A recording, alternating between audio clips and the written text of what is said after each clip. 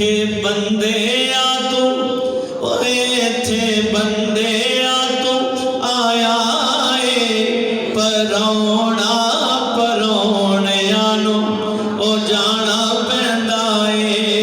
इंज दी गूंज पा के पढ़ो मैनू शेखपुर तक तुहाड़ियां जनाबे वाला यादां रहन।